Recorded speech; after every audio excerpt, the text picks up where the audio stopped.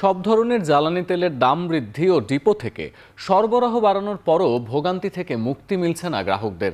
এ নিয়ে আরও জানাতে রাজধানীর মতিঝিল থেকে যুক্ত হচ্ছেন সহকর্মী মাহবুব হাসান রিপন। রিপন, বিকেলে পাম্পগুলোতে জ্বালানি সরবরাহের অবস্থা আসলে কেমন, কি দেখছেন সেখানে? আরও জানতে চাই, গ্রাহকরা কি পর্যাপ্ত তেল পাচ্ছেন?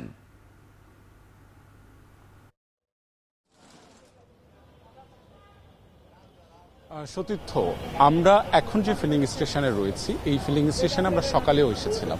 আমরা দেখতে চাচ্ছিলাম যে সকালে যে ভিড় আমরা দেখেছি, তখন যে অপেক্ষা দেখেছি, সেই অপেক্ষার কোনো উন্নতি ঘটেছে কিনা। আমরা সকালে দেখেছি যে বাইক চালকরা 2 থেকে 3 ঘন্টা অপেক্ষা করার পর তারপর তারা জ্বালানি পাচ্ছিলেন।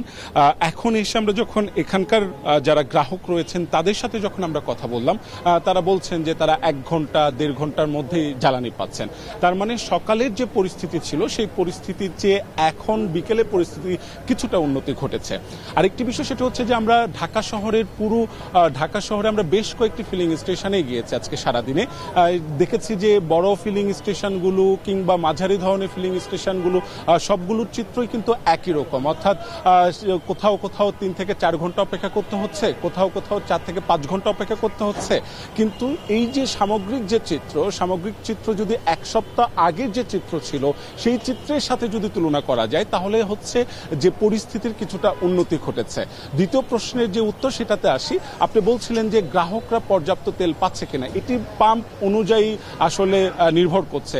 যেমন আমি যে এই পাম্পে রয়েছি, এই পাম্পে যারা পেট্রোল নিতে চাচ্ছেন তাদের যে চাহিদা, সেই চাহিদা অনুযায়ী পেট্রোল দেওয়া হচ্ছে। কিছুক্ষণ আগে 4,500 লিটারের যে অকটেন ছিল এই পাম্পের জন্য বরাদ্দ, সকালবেলা যে লরিটি এসে পৌঁছেছিল সেটি শেষ হয়ে গেছে।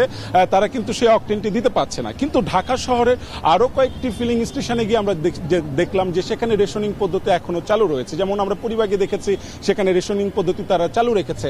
মহাখালীতে আমরা দেখেছি সেখানে রেশনিং পদ্ধতি তারা চালু রেখেছে। কাজে এটি ফিলিং স্টেশন ভেদে আসলে নির্ভর করছে। কোন ফিলিং স্টেশন তারা রেশনিং পদ্ধতি চালু রেখেছে, কেউ আবার আনলিমিটেড ভাবে যা চাহিদা সে অনুযায়ী দিচ্ছে। এই ছিল আমার কাছে মতিঝিলের ফিলিং স্টেশন থেকে সবশেষ। সতীর্থ।